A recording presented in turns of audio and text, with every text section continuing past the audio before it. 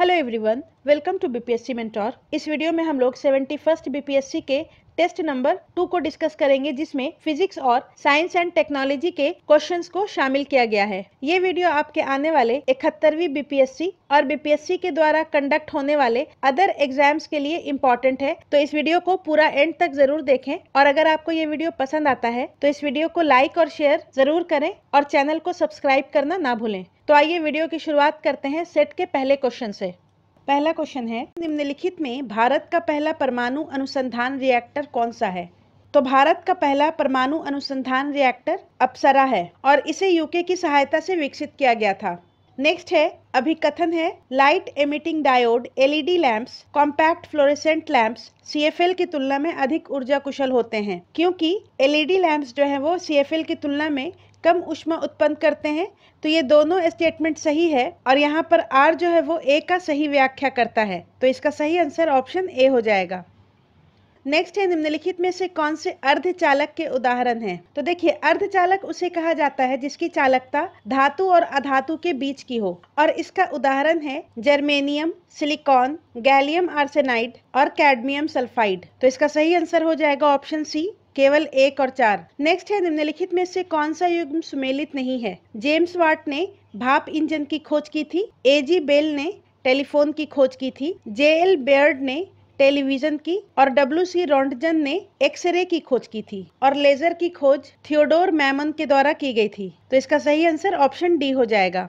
Next है, dare to एराडी पहल हाल ही में किस रोग पर केंद्रित कर रही है, जिसमें दवा प्रतिरोधी एस्ट्रोनों का पता लगाने के लिए जीनोम अनुक्रमण का उपयोग किया जा रहा है। डेयर टू एराडी पहल का उद्देश्य तपेदिक यानी के टीबी को समाप्त करना है। ऑप्शन बी इसका सही आंसर हो जाएगा। नेक्स्ट है, किस देश ने वास्तविक क्वांटम हार्डवेयर का उपयोग करके दुनिया का पहला quantum computational fluid dynamics CFD simulation launch किया है? तो इसका सही आंसर हो जाएगा फिनलैंड। फिनलैंड ने दुनिया का पहला quantum computational fluid dynamics simulation launch किया है। नेक्स्ट है, वायुमंडल में प्रकाश के प्रकीर्णन यानी कि स्कैटरिंग के संबंध में निम्नलिखित कथनों पर विचार कीजिए।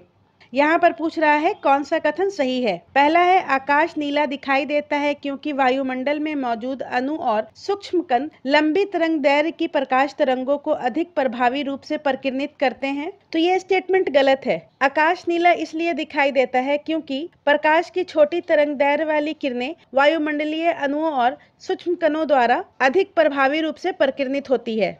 नेक्स्ट है, सूर्योदय और सूर्यास्त के समय सूर्य इसलिए लाल दिखाई देता है क्योंकि लघु तरंग दैर्घ्य वाली रोशनी बिखर जाती है, जिससे दीर्घ तरंग दैर्घ्य वाली रोशनी प्रमुख रूप से हमारी आंखों तक पहुंचती है। तो ये स्टेटमेंट सही है।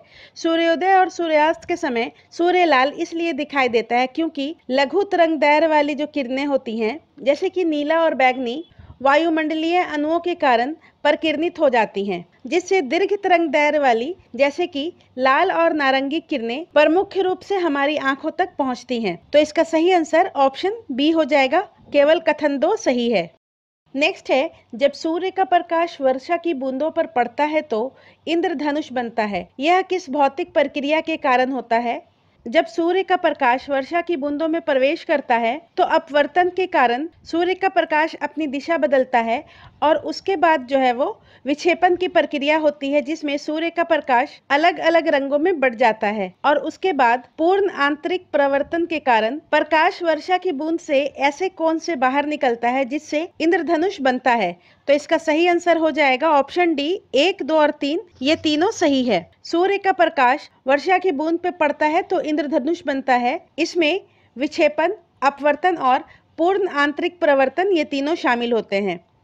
नेक्स्ट है, अनीमिया फोन तकनीक के संबंध में निम्नलिखित कथनों पर विचार कीजिए। इसका विकास कार्नेल विश्वविद्यालय द्वारा आयरन की कमी का आकलन करने के लिए किया गया था। तो ये स्टेटमेंट सही है, और ये तकनीक मरीजों के लिए एनीमिया के निदान और उपचार को अधिक प्रभावी और कुशल बनाएगी। तो ये स्टेटमेंट भी सही है। तो इसका सही आंसर ऑप्शन सी हो जाएगा। 1 और 2 दोनों स्टेटमेंट सही है। नेक्स्ट है, निम्नलिखित में से कौन डीप सीक मॉडल परिवार का हिस्सा नहीं है? तो डीप सीक एक चीन आधारित एआई अनुसंधान और विकास कंपनी है, और इस मॉडल में deep seek LLM, deep seek coder और डीप सीक मैथ शामिल है। इसमें डीप सीक न्यूरल शामिल नहीं है। ऑप्शन ए इसका सही आंसर हो जाएगा। नेक्स्ट है किस सेल्सियस तापमान पर फ़ारेनहाइट तापमान सेल्सियस तापमान का दुगना होता है। तो देखिए F is equal to 9/5C plus 32। ये फॉर्मूला जो है वो फ़ारेनहाइट और सेल्सियस का रिलेशन बताता है। अब यहाँ पर पूछ रहा है किस सेल्सियस तापमान पर फ़ारेनहाइट तापमान सेल्सियस तापमान का दुगना होगा। तो यहाँ पर F is equal to 2C के बराबर, तो वैल्यू पुट करेंगे 2C is equal to 9/5C plus 32। अब इसको कैलकुलेट करेंगे तो C का वैल्यू आएगा 160 डिग्री सेंटीग्रेड। तो 160 डिग्री सेंटीग्रेड पर फ़ारेनहाइट सेल्सियस तापमान का दुगना होगा, तो इसका सही आंसर ऑप्शन डी हो जाएगा 160। नेक्स्ट है सूची 1 को सूची 2 से सुमेलित कीजिए। एक तरफ है उपकरण और दूसरे तरफ है मापक राशि। एम मीटर से विद्युत धारा नापी जाती है, पायरोमीटर से उच्च तापमान को मापा जाता है, स्प्रिंग बैलेंस से भार को और बैरोमीटर से दाब को मापा जाता है। तो इसका सही आंसर ऑप्शन बी हो जाएगा। नेक्स्ट है थर्मोफ्लास्क किसी तरल को लंबे समय तक गर्म या ठंडा बनाए रखने के लिए निम्नलिखित में से कौन सी ऊष्मा स्थानांतरण प्रक्रियाओं को रोकता है। थर्मोफ्लास्क जिसे वैक्यूम फ्लास्क या थर्मस भी जाना जाता है, इसमें दोहरी दीवार वाली संरचना के माध्यम से वैक्यूम को प्राप्त किया जाता है, जो कि चालन और संवहन के माध्यम से गर्मी के हस्तांतरण को रोकता है। और इसके आंतरिक सतह पर चांदी की लेप चढ़ाई जाती है, जिससे ये रेडिएशन को भी रोकता है। तो इसका सही आंसर ऑप्शन डी हो जाएगा। 1, 2 और 3 ये तीनों सही है। नेक्स्ट है निम्नलिखित में से कौन सी प्रक्रियाएं केशिका क्रिया पर निर्भर करती है।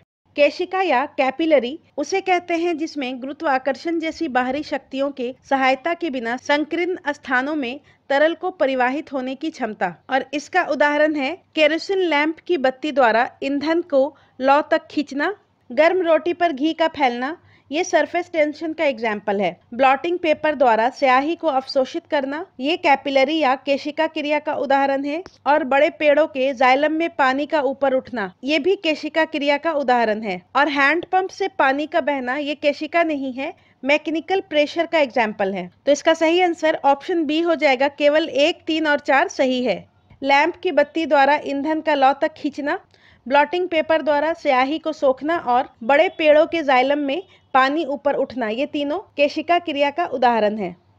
नेक्स्ट है तापमान में वृद्धि के साथ शहद की श्यानता बढ़ जाती है, क्योंकि तापमान की वृद्धि से अणुओं की गतिज ऊर्जा बढ़ जाती है।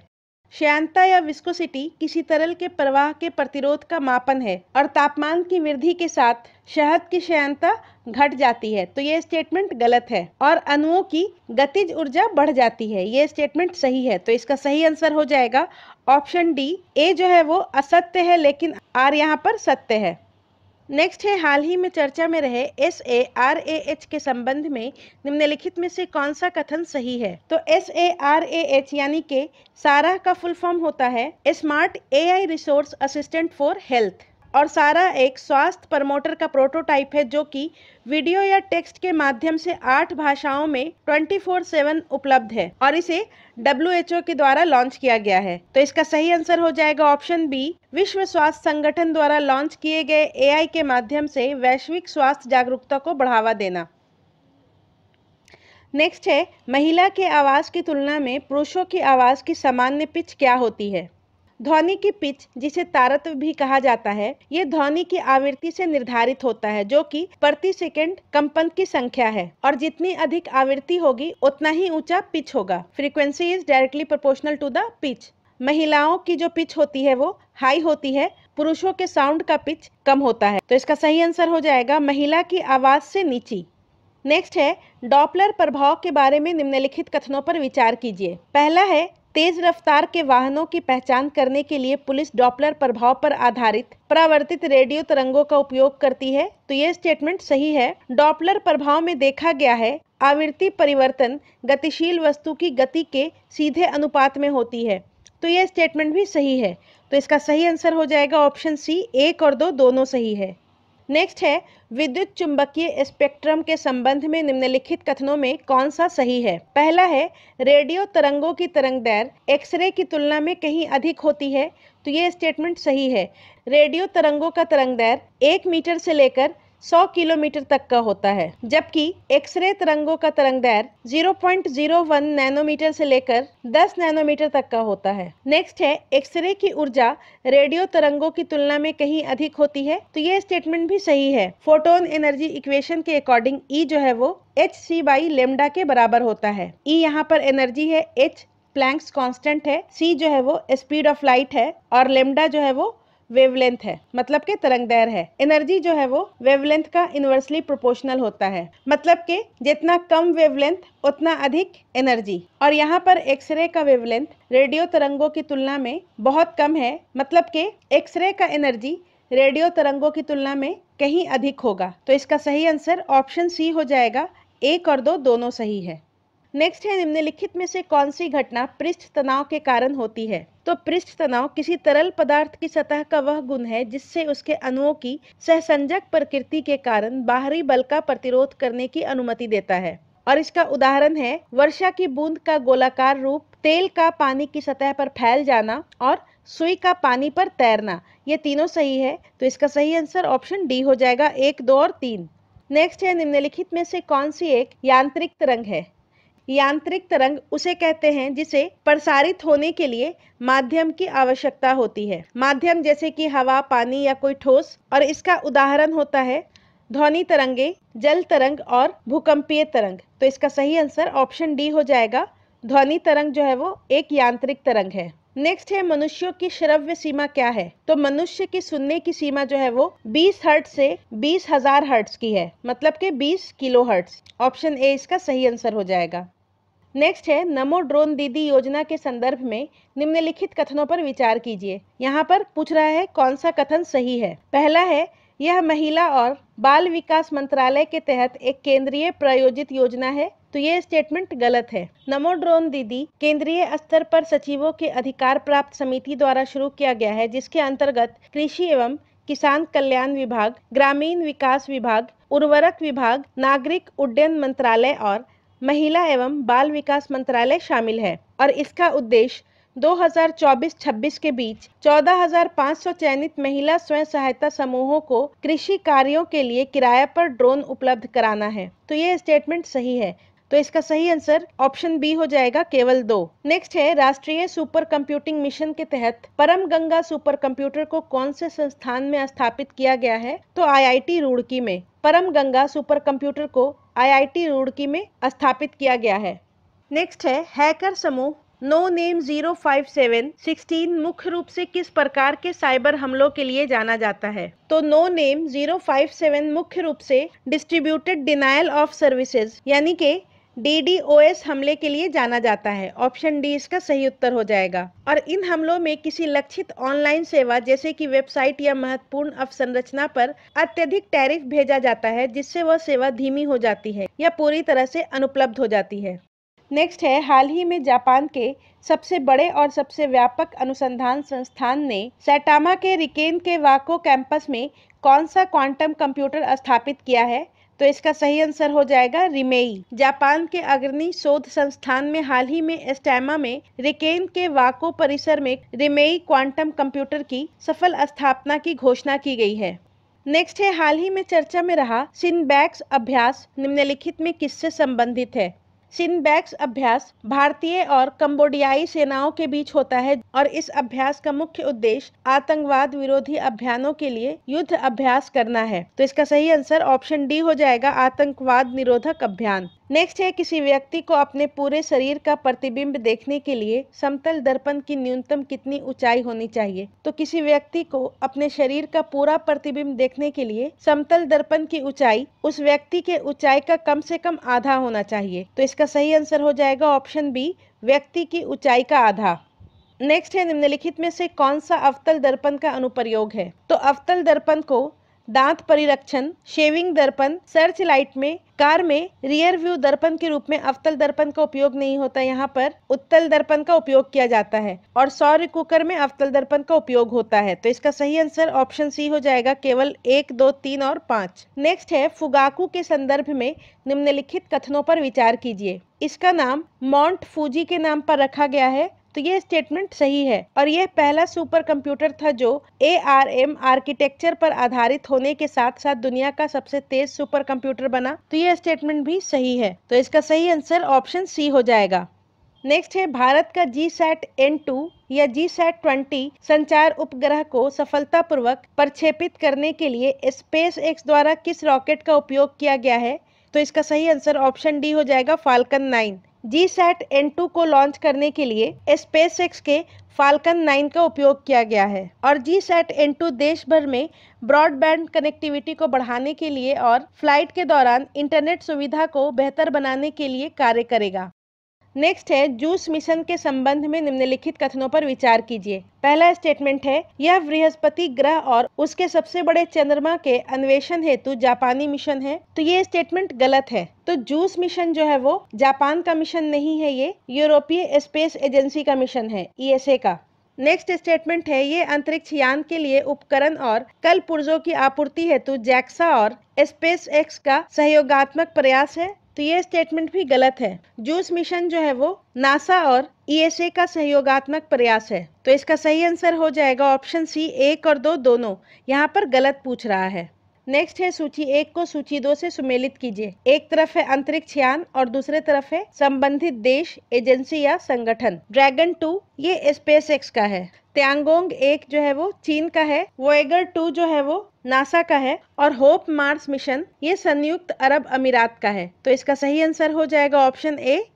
नेक्स्ट है, प्रकाश के अपवर्तन के संबंध में निम्नलिखित कथनों पर विचार कीजिए। पूछ रहा है कौन सा कथन सही है। पहला कथन है, यदि कोई व्यक्ति पानी की बाल्टी में रखे पेंसिल को देखता है तो पेंसिल अपनी वास्तविक स्थिति की तुलना में अधिक निकट दिखाई देगी। तो ये स्टेटमेंट सही है। और दूसरा स्टेटमेंट है, यदि पानी के अंदर कोई व्यक्ति पानी की सतह के ऊपर स्थित किसी सिक्के को देखता है तो वह सिक्का अपनी वास्तविक स्थिति से सतह से अधिक ऊपर दिखाई देगा। तो ये स्टेटमेंट भी सही है। तो इसका सही आंसर ऑप्शन सी हो जाएगा, 1 और 2 दोनों सही है।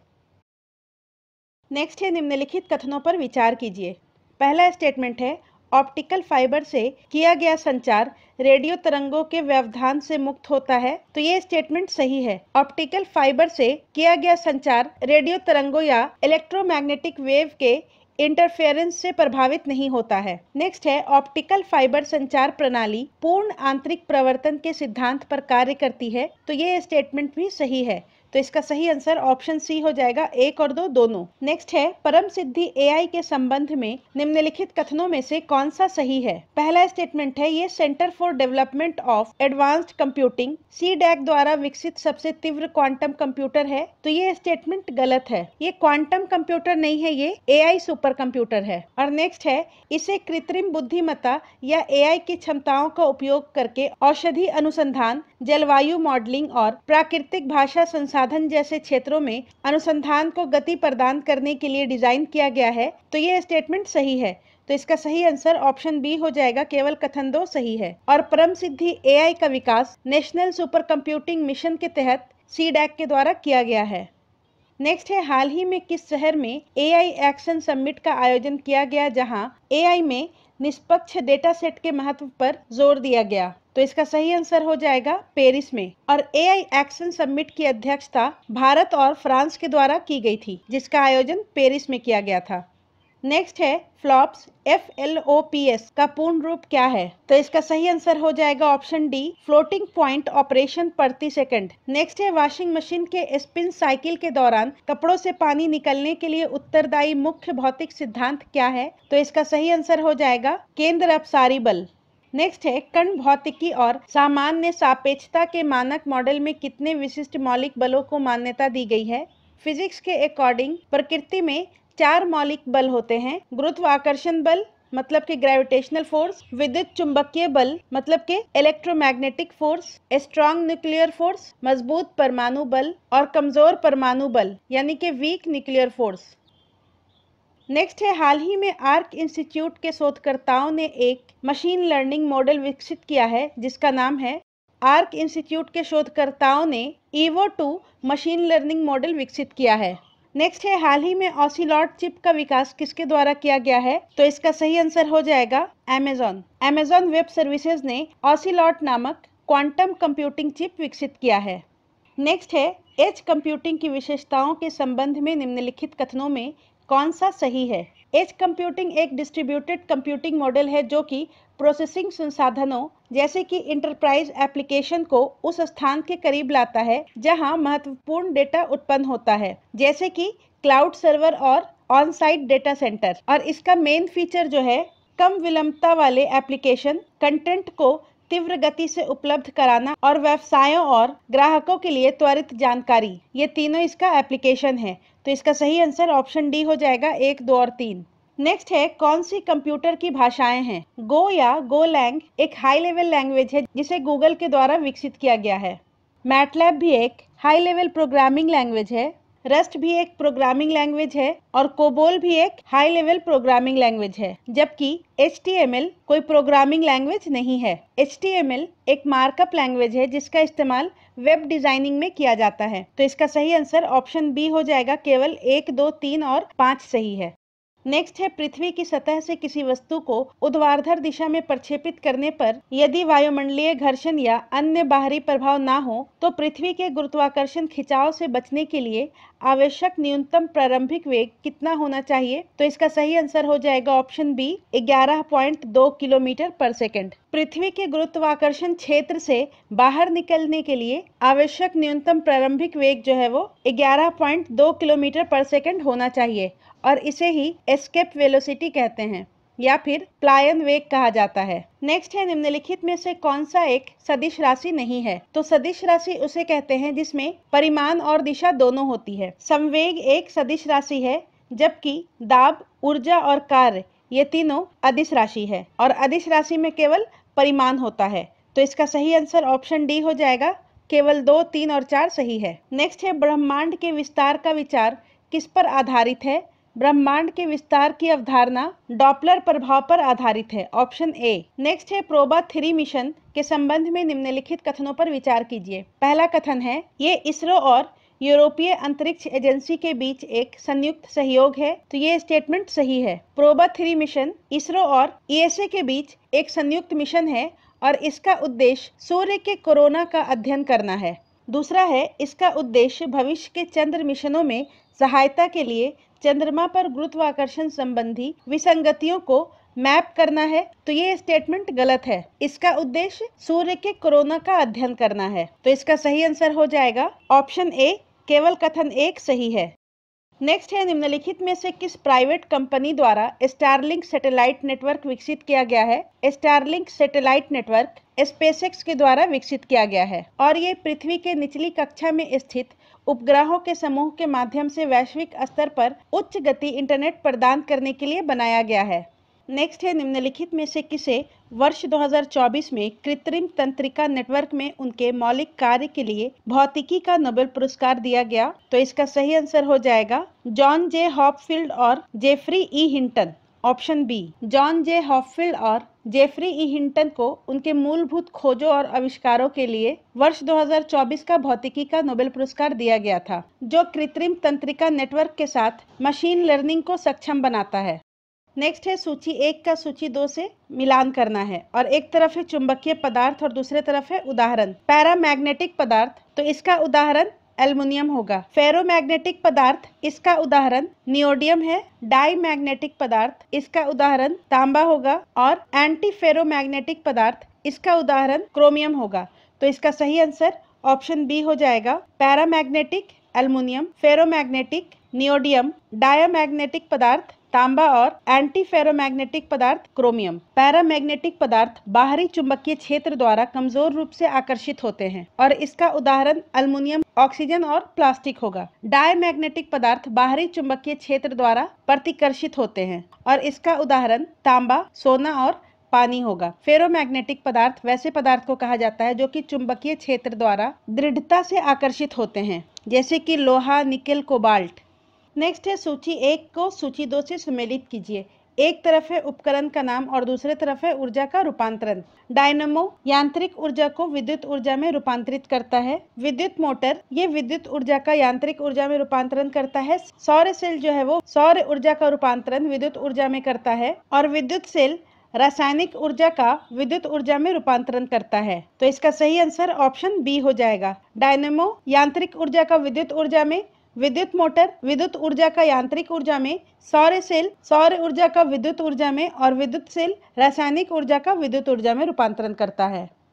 नेक्स्ट है सूची 1 का मिलान करना है सूची 2 के साथ। एक तरफ है भौतिक राशियां और दूसरे तरफ उसकी इकाई है। त्वरण यानी कि एक्सीलरेशन का यूनिट जो है वो मीटर पर सेकंड स्क्वायर होता है। आवेग का एसआई यूनिट न्यूटन सेकंड होता है। कार्य का जूल और शक्ति का एसआई यूनिट वाट होता है। तो इसका सही आंसर ऑप्शन सी हो जाएगा। नेक्स्ट है फेशियल रिकॉग्निशन टेक्नोलॉजी FRT पर सभी के लिए उत्तरदायी AI शीर्षक वाला श्वेत पत्र किसके द्वारा जारी किया गया है? तो इसका सही आंसर हो जाएगा नीति आयोग के द्वारा। नेक्स्ट है हाल ही में चर्चा में रहा शब्द विश्वास्य किससे संबंधित था? तो इसका सही आंसर ऑप्शन ए हो जाएगा ब्लॉकचेन प्रौद्योगिकी। केंद्रीय इलेक्ट्रॉनिक्स और सूचना प्रौद्योगिकी मंत्रालय ने विश्वास्य राष्ट्रीय ब्लॉकचेन प्रौद्योगिकी स्टैक की शुरुआत की है। नेक्स्ट है निम्नलिखित में से किस अंतरिक्ष एजेंसी ने ब्रह्मांड का अध्ययन करने के लिए और जीवन के संकेतों के खोज के लिए स्फेयर X लॉन्च किया है? तो इसका सही आंसर हो जाएगा ऑप्शन बी नासा। नासा के spectrophotometer for the history of the universe approach of recognization and ice explorer यानी कि स्फेयर X अंतरिक्ष वेधशाला दूरबीन का लक्ष्य 3D में लाखों आकाश गंगाओं की स्थिति को दर्शाते हुए पूरे आकाश का मानचित्र बनाना है। नेक्स्ट है यदि विभिन्न द्रव्यमान के दो वस्तुओं को निर्वात में समान ऊंचाई से गिराया जाए तो वे एक ही गति से गिरेगी और एक साथ जमीन से टकराएगी। ऑप्शन बी इसका सही उत्तर हो जाएगा। इसे समझने के लिए हम लोग इक्वेशन ऑफ मोशंस का यूज करेंगे जिसके according S is equal to ut plus half AT square होता है। यहाँ पर u इनिशियल वेलोसिटी है, S जो है वो हाइट हो जाएगा, A एक्सेलरेशन है यानी कि त्वरण है और t जो है वो टाइम है। ये जो है 0 के बराबर हो जाएगा क्योंकि इनिशियली जो है एक्सेलरेशन 0 होता है। तो हो जाएगा height is equal to half AT square और यहाँ पर एक्सेलरेशन जो है वो गुरुत्वीय आकर्षण के बराबर हो जाएगा। तो S इज इक्वल टू हो जाएगा हाफ GT स्क्वायर। इस इक्वेशन से हमें यह पता चलता है यदि विभिन्न द्रव्यमान के दो वस्तुओं को निर्वात में समान ऊंचाई से गिराया जाए तो उसके लिए हाइट जो है वो T के प्रोपोर्शनल होगा क्योंकि यहाँ पर हाफ और G जो है वो कांस्टेंट होता है। यहाँ पर द्रव्यमान का कोई भी रोल नहीं है। नेक्स्ट है बांध में संग्रहित पानी में होती है। तो बांध में संग्रहित पानी में स्थितिज ऊर्जा होती है यानी कि पोटेंशियल एनर्जी, और जब बांध का पानी छोड़ दिया जाता है तो उसकी स्थितिज ऊर्जा गतिज ऊर्जा यानी कि काइनेटिक एनर्जी में बदल जाती है। नेक्स्ट है निम्नलिखित कथनों पर विचार कीजिए। प्रतिबल को उस आंतरिक प्रतिरोध के रूप में परिभाषित किया जाता है जो किसी पिंड पर बाहरी बल लगाए जाने पर उसके भीतर प्रति इकाई क्षेत्रफल में उत्पन्न होता है। तो ये स्टेटमेंट सही है। प्रतिबल यानी कि स्ट्रेस जो होता है वो फोर्स बाय एरिया होता है। नेक्स्ट है विकृति एक आयामहीन राशि है जो प्रति इकाई मूल आयाम के विरूपण का प्रतिनिधित्व करती है। तो ये स्टेटमेंट भी सही है। नेक्स्ट है किसी निर्दिष्ट पदार्थ के लिए प्रतिबल और विकृति बल का अनुपात सदैव स्थिर रहता है चाहे लगाए गए बल का परिमाण कुछ भी हो। तो ये स्टेटमेंट गलत है। प्रतिबल यानी कि स्ट्रेस और विकृति यानी कि स्ट्रेन, और स्ट्रेस बाय स्ट्रेन जो है वो यंग्स मॉड्यूलस कहलाता है और किसी भी पदार्थ का यंग्स मॉड्यूलस एक प्रत्यास्थ सीमा तक ही स्थिर रहता है। तो इसका सही आंसर हो जाएगा ऑप्शन बी, केवल 1 और 2 सही है। नेक्स्ट है एक स्प्रिंग से जुड़ा हुआ द्रव्यमान ऊर्ध्वाधर दोलनों में गति कर रहा है, किस बिंदु पर उस द्रव्यमान की गतिज ऊर्जा अधिकतम होती है? तो सिंपल हार्मोनिक मोशन या सरल आवर्त गति के अनुसार मेन पोजीशन पर वस्तु की गति सबसे तेज होती है और वहीं पर काइनेटिक एनर्जी या गतिज ऊर्जा सबसे उच्चतम होती है और पोटेंशियल एनर्जी सबसे कम होती है। तो देखिए जब कोई वस्तु किसी स्प्रिंग से जुड़ा हो और वो दोलन कर रही है तो उस स्थिति में मेन पोजीशन पर जो है गतिज ऊर्जा सबसे अधिक होगी और वेलोसिटी भी मैक्सिमम होगा, और यदि दोलन करते हुए ये एक्सट्रीम पोजीशन पर आ जाता है तो इस स्थिति में वेलोसिटी और काइनेटिक एनर्जी 0 हो जाएगा और यहाँ पर पोटेंशियल एनर्जी 0 होगा। तो इसका सही आंसर हो जाएगा ऑप्शन बी, औसत संतुलन स्थिति पर, मतलब के मीन स्थिति पर। नेक्स्ट है निम्नलिखित में से कौन जैव उर्वरक के उदाहरण है? जैव उर्वरक एक प्राकृतिक रूप से प्राप्त जैव निम्नीकरणीय उत्पाद होता है जिसका उपयोग मृदा के उर्वरता को बढ़ाने के लिए किया जाता है और इसका उदाहरण है राइजोबियम, एजोबैक्टर, माइकोराइजा और नीलहरित शैवाल। ये चारों जो है वो जैव उर्वरक का उदाहरण है? तो इसका सही आंसर ऑप्शन डी हो जाएगा, 1, 2, 3, 4। नेक्स्ट है, हाल ही में किस देश ने छिन्न सक्रिय डेंगू वैक्सीन TAK-003 विकसित की है? तो इसका सही आंसर हो जाएगा जापान। TAK-003 एक छिन्न सक्रिय टेट्रावैलेंट डेंगू वैक्सीन है जिसका विकास जापान ने किया है। नेक्स्ट है, निम्नलिखित में से किस भौतिक राशि की विमाएं कार्य के समान होती हैं? शक्ति का डायमेंशन ML2T-3 होता है, ऊर्जा का डायमेंशन ML2T-2 होता है, बल का डायमेंशन ML T-2 होता है और दाब का डायमेंशन ML-1T-2 होता है और कार्य का डायमेंशन ML2T-2 होता है। तो यहाँ पर ऊर्जा का डायमेंशन जो है वो कार्य के डायमेंशन के समान है, तो ऑप्शन बी यहाँ पर सही हो जाएगा। नेक्स्ट है, निम्नलिखित में से कौन सा कथन अनुप्रस्थ तरंगों को अनुदैर्ध्य तरंगों से सटीक रूप से पृथक करता है? तो पहला कथन है, अनुप्रस्थ तरंगे केवल ठोस पदार्थों के माध्यम से यात्रा कर सकती हैं जबकि अनुदैर्ध्य तरंगे केवल तरल पदार्थों में यात्रा कर सकती हैं। तो ये स्टेटमेंट गलत है। नेक्स्ट है, अनुप्रस्थ तरंगों में कण की गति तरंग के प्रसार के समानांतर होती है और अनुदैर्ध्य तरंगों में यह लंबवत होती है। तो ये स्टेटमेंट भी गलत है। अनुप्रस्थ तरंगों में कण की गति जो है वो लंबवत होती है जबकि अनुदैर्ध्य तरंगों में कण की गति समानांतर होती है। नेक्स्ट है, अनुप्रस्थ तरंगों में कण की गति तरंग प्रसार के लंबवत होती है और अनुदैर्ध्य तरंगों में यह समानांतर होती है। तो यह स्टेटमेंट सही है। दोनों प्रकार की तरंगों को फैलने के लिए निर्वात की आवश्यकता होती है। तो यह स्टेटमेंट गलत है। देखिए, अनुप्रस्थ तरंग जो है वो निर्वात में ट्रैवल कर सकता है परंतु अनुदैर्ध्य तरंग निर्वात में ट्रैवल नहीं कर सकता है। तो इसका सही आंसर ऑप्शन सी हो जाएगा। नेक्स्ट है, निम्नलिखित में से कौन सा पदार्थ बाह्य चुंबकीय क्षेत्र हटाए जाने के बाद अपनी चुंबकीय गुणधर्म को बनाए रखता है? बाहरी चुंबकीय क्षेत्र को हटाए जाने के बाद भी फेरोमैग्नेटिक पदार्थ अपनी चुंबकीय गुणधर्म बनाए रखता है। ऑप्शन सी इसका सही आंसर हो जाएगा। और डायमैग्नेटिक और पैरामैग्नेटिक पदार्थ बाह्य चुंबकीय क्षेत्र हटाए जाने के बाद चुंबकत्व को बनाए नहीं रखते हैं और एंटी फेरोमैग्नेटिक पदार्थ भी अस्थायी चुंबकत्व प्रदर्शित नहीं करते हैं। नेक्स्ट है, मृग तृष्णा किस परिघटना के कारण बनती है? मृग तृष्णा तब बनती है जब वायुमंडल में तापमान के अंतर के कारण प्रकाश की किरणें मुड़ जाती हैं या फिर अपवर्तित हो जाती हैं। तो इसका सही आंसर ऑप्शन डी हो जाएगा, वायु में तापमान प्रवणता के कारण प्रकाश का अपवर्तन। देखिए, इसमें होता क्या है कि जमीन के पास की हवा अधिक गर्म होती है जबकि ऊपर की हवा उससे अपेक्षाकृत ठंडी होती है जिससे टेम्परेचर में डिफरेंस आता है और इसी टेम्परेचर डिफरेंस के कारण प्रकाश को ऊपर की ओर मोड़ देती है। नेक्स्ट है, ऑप्टिकल फाइबर किस सिद्धांत पर काम करता है? तो ऑप्टिकल फाइबर जो है वो पूर्ण आंतरिक प्रवर्तन या टोटल इंटरनल रिफ्लेक्शन के सिद्धांत पर काम करता है। नेक्स्ट है, जब श्वेत प्रकाश प्रिज्म से होकर गुजरता है तो अपने घटक रंगों में विभाजित हो जाता है। यह विक्षेपण किस कारण होता है? तो इसका सही आंसर हो जाएगा अपवर्तन। जब श्वेत प्रकाश किसी भी प्रिज्म से होकर गुजरता है तो भिन्न भिन्न तरंगदैर्घ्य के कारण ये अलग अलग कोणों में अपवर्तित होता है। नेक्स्ट है, सूची 1 को सूची 2 से सुमेलित कीजिए। एक तरफ है भौतिक राशि और दूसरे तरफ है एसआई मात्रक। लंबाई का एसआई यूनिट मीटर होता है, द्रव्यमान का केजी या किलोग्राम, त्वरण का मीटर पर सेकंड स्क्वायर और चाल का मीटर प्रति सेकंड। तो इसका सही आंसर ऑप्शन ए हो जाएगा। नेक्स्ट है, राष्ट्रीय क्वांटम मिशन के संदर्भ में निम्नलिखित कथनों पर विचार कीजिए। पहला स्टेटमेंट है, ये मिशन 2023 से 2031 की अवधि के लिए निर्धारित है। तो ये स्टेटमेंट सही है। इसे इलेक्ट्रॉनिक्स और सूचना प्रौद्योगिकी मंत्रालय द्वारा लागू किया जाएगा। तो ये स्टेटमेंट गलत है। नेशनल क्वांटम मिशन को विज्ञान और प्रौद्योगिकी मंत्रालय द्वारा लागू किया जाएगा। नेक्स्ट है, ये परमाणु प्रणालियों में उच्च संवेदनशील वाले मैग्नेटोमीटर विकसित करने पर केंद्रित होगा। तो ये स्टेटमेंट सही है। नेशनल क्वांटम मिशन का लक्ष्य परमाणु प्रणालियों में उच्च संवेदनशील वाले मैग्नेटोमीटर और सटीक समय निर्धारण, संचार और नेविगेशन के लिए एटॉमिक क्लॉक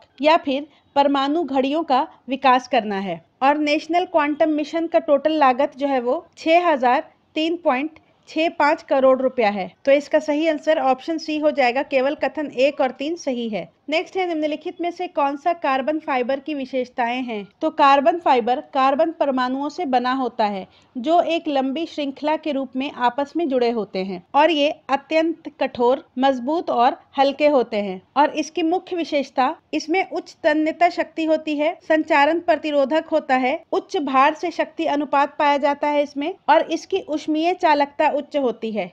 तो इसका सही आंसर ऑप्शन बी हो जाएगा। केवल 1, 3 और 4 सही है। नेक्स्ट है, जब वस्तु को लेंस और उसके फोकस बिंदु के बीच रखा जाता है तो उत्तल लेंस द्वारा किस प्रकार का प्रतिबिंब बनता है? जब वस्तु को लेंस और उसके फोकस बिंदु के बीच रखा जाता है तो उत्तल लेंस के द्वारा आभासी, सीधा और बड़ा प्रतिबिंब बनता है। ऑप्शन सी इसका सही आंसर हो जाएगा। नेक्स्ट है, निम्नलिखित में से कौन सा कथन सही रूप से यह वर्णन करता है कि लोहा उत्कृष्ट चुंबकीय गुण को प्रदर्शित करता है? तो लोहा एक फेरोमैग्नेटिक पदार्थ है और इसके परमाणुओं में अयुग्मित इलेक्ट्रॉन होते हैं जो आसानी से संरेखित होते हैं। तो इसका सही आंसर ऑप्शन बी हो जाएगा। और जब लोहे पर बाहरी चुंबकीय क्षेत्र लगाया जाता है तो लोहे के चुंबकीय डोमेन उस क्षेत्र की दिशा में संरेखित हो जाते हैं और इस संरेखन के कारण लोहा एक मजबूत चुंबक बन जाता है।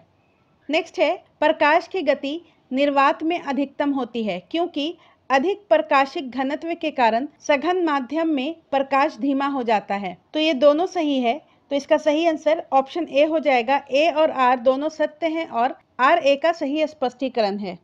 नेक्स्ट है, सूची 1 को सूची 2 से सुमेलित कीजिए। एक तरफ है अवधारणा और दूसरे तरफ है उदाहरण। घूर्णी गति, इसका उदाहरण है पृथ्वी का अपने अक्ष पर घूमना। अदिश राशि, तो इसका उदाहरण चाल होगा। सदिश राशि का उदाहरण विस्थापन और विद्युत धारा का तापीय प्रभाव, विद्युत हीटर का कार्य। तो इसका सही आंसर हो जाएगा ऑप्शन सी। नेक्स्ट है, कौन सा नियम कहता है कि किसी चालक में उत्पन्न ऊष्मा विद्युत धारा के वर्ग के समानुपाती होती है?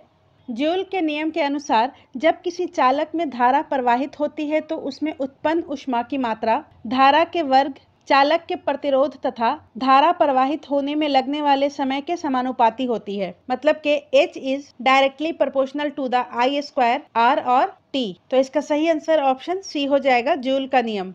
नेक्स्ट है, कार्बन नैनो ट्यूब्स या CNTs के संबंध में निम्नलिखित कथनों में से कौन सा सही है? पहला कथन है, कार्बन नैनो ट्यूब असाधारण विद्युत चालकता प्रदर्शित करता है। तो ये स्टेटमेंट सही है। नेक्स्ट है, इसका इस्तेमाल दवाइयों को शरीर के अंदर सही जगह तक पहुंचाने में किया जाता है। तो ये स्टेटमेंट भी सही है। और ये प्रकृति में धात्विक और अर्धचालक दोनों हो सकते हैं। तो ये भी सही है। तो इसका सही आंसर ऑप्शन डी हो जाएगा। नेक्स्ट है, निम्नलिखित में से कौन सा रेडियोधर्मी उत्सर्जन विद्युत या चुंबकीय क्षेत्र द्वारा विक्षेपित नहीं होता है? तो गामा किरणें जो है वो न्यूट्रल होती हैं और इसमें कोई भी आवेश नहीं होता है, इसलिए ये विद्युत या चुंबकीय क्षेत्रों के द्वारा विक्षेपित नहीं होती है। अल्फा किरणों पर पॉजिटिव चार्ज होता है और बीटा किरणों पर निगेटिव चार्ज होता है। नेक्स्ट है, उत्तल लेंस के संबंध में निम्नलिखित कथनों में से कौन सा सही है? पहला स्टेटमेंट है, ये समानांतर किरणों को एक बिंदु पर अभिसारित करते हैं जिसे मुख्य फोकस कहा जाता है। तो ये स्टेटमेंट सही है। नेक्स्ट है, ये सदैव वास्तविक प्रतिबिंब बनाते हैं। तो ये गलत है। ये वास्तविक और आभासी दोनों तरह के प्रतिबिंब बना सकते हैं। और नेक्स्ट है, ये वस्तुओं को आवर्धित कर सकते हैं या फिर मैग्नीफाइड कर सकते हैं। तो ये भी सही है। तो इसका सही आंसर ऑप्शन बी हो जाएगा। केवल 1 और 3 सही है। नेक्स्ट है, ध्वनि की तीव्रता ध्वनि की तरंग की आवृत्ति पर निर्भर करती है क्योंकि उच्च आवृत्ति वाली ध्वनियों का तारत्व उच्च होता है या ये तीखी प्रतीत होती हैं। ये दोनों सही है, इसलिए ए और आर दोनों सत्य है तथा आर ए की सही व्याख्या करता है। किसी भी ध्वनि का पिच वो उसके आवृत्ति या फ्रीक्वेंसी के डायरेक्टली प्रोपोर्शनल होता है, इसलिए उच्च आवृत्ति वाली ध्वनि तरंगों की आवाज तीखी होगी। नेक्स्ट है, रॉकेट किस सिद्धांत पर कार्य करता है? तो रॉकेट संवेग संरक्षण के सिद्धांत पर कार्य करता है। ऑप्शन सी इसका सही आंसर हो जाएगा। एवोगाड्रो का सिद्धांत किसी पदार्थ के एक मोल में अणुओं की संख्या से संबंधित है और बर्नौली का परिमेय तरल गतिशीलता से संबंधित है। नेक्स्ट है, निम्नलिखित में से किस संदर्भ में क्यूबिट शब्द का प्रयोग किया जाता है? तो क्यूबिट शब्द का प्रयोग क्वांटम कंप्यूटिंग में किया जाता है। नेक्स्ट है, भूमध्य रेखा से ध्रुवों की ओर बढ़ने पर जी पर क्या प्रभाव पड़ेगा? तो भूमध्य रेखा से ध्रुवों की ओर बढ़ने पर जी का मान बढ़ जाएगा। तो इसका सही आंसर ऑप्शन बी होगा, बढ़ेगा। जैसे जैसे हम भूमध्य रेखा से ध्रुवों की ओर बढ़ते हैं, पृथ्वी की केंद्र से दूरी कम होने और अपकेंद्रीय बल में कमी आने के कारण जी का मान जो है वो बढ़ता है। नेक्स्ट है, अदिश और सदिश राशियों के संबंध में निम्नलिखित कथनों पर विचार कीजिए। पहला कथन है, अदिश राशियों में परिमाण तो होता है परंतु दिशा नहीं, तो ये स्टेटमेंट सही है। वेग और त्वरण सदिश राशियां हैं, तो ये स्टेटमेंट भी सही है। कार्य और ऊर्जा सदिश राशियां हैं, तो ये स्टेटमेंट गलत है। कार्य और ऊर्जा अदिश राशि का उदाहरण है। नेक्स्ट है, अदिश राशियां कभी ऋणात्मक नहीं हो सकती हैं, तो ये स्टेटमेंट भी गलत है। अदिश राशियां ऋणात्मक हो सकती हैं, जैसे कि सेल्सियस में तापमान ऋणात्मक हो सकता है, तो इसका सही आंसर ऑप्शन ए हो जाएगा। केवल कथन 1 और 2 सही है। नेक्स्ट है, निम्नलिखित में से कौन सा उपकरण मुख्यतः प्रकाश वैद्युत प्रभाव के सिद्धांत पर कार्य करता है? तो प्रकाश वैद्युत प्रभाव के सिद्धांत पर फोटोवोल्टिक सेल काम करता है। ऑप्शन ए इसका सही आंसर हो जाएगा। थर्मोकपल सीबेक प्रभाव पर कार्य करता है। प्रकाश पर निर्भर प्रतिरोधक या एलडीआर में प्रकाश के प्रभाव से प्रतिरोध में बदलाव होता है। और जेनर डायोड ये जेनर प्रभाव या एवलांच ब्रेकडाउन पर कार्य करता है। नेक्स्ट है, निर्वात में सभी वस्तुएं अपनी द्रव्यमान के निरपेक्ष समान दर से गिरती है, क्योंकि गुरुत्वीय त्वरण वस्तु के द्रव्यमान से स्वतंत्र होता है। तो ये दोनों सही है, तो इसका सही आंसर हो जाएगा ऑप्शन ए और आर दोनों सत्य है तथा आर ए का सही व्याख्या है। नेक्स्ट है, निम्नलिखित कथनों में से कौन सा गलत है? पहला कथन है, सुचालकों में मुक्त इलेक्ट्रॉन होते हैं, तो ये स्टेटमेंट सही है। सुचालक जैसे कि धातुओं में मुक्त इलेक्ट्रॉन होते हैं, जो कि तत्व के भीतर स्वतंत्र रूप से घूम सकते हैं, जिस कारण सुचालकों में इलेक्ट्रिक करंट का फ्लो होता है। नेक्स्ट है, सुचालकों से होकर विद्युत धारा सुगमता से प्रवाहित होती है, तो यह स्टेटमेंट भी सही है। नेक्स्ट है, किसी सुचालक का प्रतिरोध उसके तापमान के निरपेक्ष स्थिर रहता है, तो यह स्टेटमेंट गलत है। किसी भी सुचालक का प्रतिरोध तापमान पर डिपेंडेंट होता है और ये दोनों एक दूसरे के डायरेक्टली प्रोपोर्शनल होता है। टेम्परेचर के बढ़ने से सुचालक का रेजिस्टेंस बढ़ जाता है। नेक्स्ट है, तांबा एक सुचालक है, तो ये स्टेटमेंट भी सही है, तो इसका सही आंसर हो जाएगा ऑप्शन सी। यहाँ पर पूछ रहा है कौन सा स्टेटमेंट गलत है। नेक्स्ट है, दर्पण के संबंध में निम्नलिखित कथनों में से कौन सा सही है? पहला स्टेटमेंट है, अवतल दर्पण वास्तविक और आभासी प्रतिबिंब बना सकता है, तो ये स्टेटमेंट सही है, जो कि वस्तु के स्थिति पर निर्भर करता है। जैसे कि जब वस्तु को फोकस बिंदु से दूर रखा जाता है तो अवतल दर्पण वास्तविक प्रतिबिंब बनाता है, और जब वस्तु को दर्पण और फोकस बिंदु के बीच रखा जाता है तो अवतल दर्पण आभासी प्रतिबिंब बनाता है। नेक्स्ट है, उत्तल दर्पण वास्तविक और आवर्धित प्रतिबिंब बनाता है, तो ये स्टेटमेंट गलत है। उत्तल दर्पण हमेशा आभासी सीधा और छोटा प्रतिबिंब बनाता है और ये कभी भी वास्तविक या बड़ा प्रतिबिंब नहीं बनाता है। नेक्स्ट है, समतल दर्पण पार्श्व रूप से उल्टा प्रतिबिंब बनाता है, तो ये स्टेटमेंट सही है। समतल दर्पण ऐसे प्रतिबिंब बनाते हैं जो बाएं से दाएं उल्टे आभासी तथा वस्तु के समान आकार के होते हैं। नेक्स्ट है, अवतल दर्पण का फोकस बिंदु दर्पण के पीछे स्थित होता है, तो ये स्टेटमेंट गलत है। अवतल दर्पण का फोकस बिंदु दर्पण के सामने होता है, जबकि उत्तल दर्पण का फोकस बिंदु दर्पण के पीछे होता है, तो इसका सही आंसर हो जाएगा ऑप्शन ए। केवल कथन 1 और 3 सही है। नेक्स्ट है, सूची 1 और सूची 2 को सुमेलित कीजिए। एक तरफ उपकरण है और दूसरे तरफ उसका कार्य है। ट्रांसफार्मर, तो ट्रांसफार्मर का उपयोग एसी वोल्टेज को बढ़ाने या घटाने में किया जाता है, तो ट्रांसफार्मर का वोल्टेज रूपांतरण होगा। सीआरओ या कैथोड रे ऑक्सिलोस्कोप, इसका उपयोग एसी सिग्नल सहित अलग अलग वोल्टेज के तरंगों को प्रदर्शित करना है, तो प्रत्यावर्ती तरंगों का दृश्यांकन। रेक्टिफायर या डायोड आधारित रेक्टिफायर प्रत्यावर्ती धारा या एसी को दिष्ट धारा या डीसी में परिवर्तित करता है, तो रेक्टिफायर एसी को डीसी में कन्वर्ट करता है। इंडक्शन मोटर या एसी मोटर एक घूर्णन चुंबकीय क्षेत्र का उपयोग करके कार्य करता है, तो ट्रांसफार्मर का उपयोग वोल्टेज रूपांतरण में होता है। सीआरओ एसी तरंगों का दृश्यांकन करता है। रेक्टिफायर एसी करंट को डीसी करंट में बदलता है और इंडक्शन मोटर चुंबकीय क्षेत्र का उपयोग करके कार्य करता है, तो इसका सही आंसर ऑप्शन सी हो जाएगा। 4, 3, 2, 1। नेक्स्ट है, सूर्य की ऊष्मा विकिरण के माध्यम से पृथ्वी तक पहुंचती है, क्योंकि विकिरण विद्युत चुंबकीय तरंगों द्वारा ऊष्मा का स्थानांतरण है, जिसके लिए किसी भी माध्यम की आवश्यकता नहीं, तो ये दोनों सही है। ऑप्शन ए इसका सही आंसर हो जाएगा। ए और आर दोनों सत्य है तथा आर ए का सही व्याख्या है। सूर्य की ऊष्मा विकिरण के माध्यम से पृथ्वी तक पहुंचती है क्योंकि चालन या संवहन के लिए अंतरिक्ष में कोई भी माध्यम नहीं है और विकिरण में विद्युत चुंबकीय तरंगों के माध्यम से ऊर्जा का स्थानांतरण शामिल है और इसके लिए किसी भी माध्यम की आवश्यकता नहीं होती है। नेक्स्ट है, इनमें से कौन सा असंपर्क बल है। देखिए, संपर्क बल वैसे बल को कहा जाता है जो केवल तभी कार्य करता है जब दो वस्तुएं भौतिक संपर्क में होती हैं, जैसे कि घर्षण, तनाव, यांत्रिक बल इत्यादि। और असंपर्क बल उसे कहते हैं जो बिना किसी भौतिक संपर्क के वस्तुओं के बीच मौजूद होता है, जैसे कि चुंबकीय बल। ऑप्शन बी इसका सही आंसर हो जाएगा। नेक्स्ट है, चुंबकीय क्षेत्र की तीव्रता का एसआई मात्रक है। तो चुंबकीय क्षेत्र की तीव्रता या मैग्नेटिक फ्लक्स डेंसिटी, जिसे मैग्नेटिक इंडक्शन भी कहा जाता है, उसका एसआई मात्रक टेस्ला है। Option B. और सीजीएस मात्रक गॉस होता है और एक गॉस 10⁻⁻⁴ टेस्ला के बराबर होता है। वेबर मैग्नेटिक फ्लक्स का एसआई यूनिट है और एम्पियर इलेक्ट्रिक करंट का एसआई यूनिट है। नेक्स्ट है, धातु परिपथ के संदर्भ में निम्नलिखित में से कौन सा कथन सही है। पहला स्टेटमेंट है, विद्युत धारा एक चालक से विद्युत आवेश की प्रवाह की दर होती है। तो ये स्टेटमेंट सही है। करंट इज इक्वल टू हो जाएगा चार्ज बाय टाइम और विद्युत धारा का एसआई यूनिट एम्पियर होता है। नेक्स्ट है, किसी धात्विक चालक का प्रतिरोध उसकी लंबाई के साथ बढ़ता है। तो किसी धात्विक चालक का प्रतिरोध R जो है वो रो L बाई A होता है। यहाँ पर R जो है प्रतिरोध है, रो जो है वो प्रतिरोधकता या रेजिस्टिविटी है, L चालक की लंबाई है और A जो है चालक का क्रॉस सेक्शनल एरिया है। तो इस इक्वेशन के अकॉर्डिंग R L के डायरेक्टली प्रोपोर्शनल है, तो स्टेटमेंट 2 भी सही है। नेक्स्ट है, किसी धातु में विद्युत धारा प्रोटॉन की गति द्वारा प्रवाहित होती है। तो ये स्टेटमेंट गलत है। धातुओं में विद्युत धारा फ्री इलेक्ट्रॉन्स की वजह से फ्लो होता है।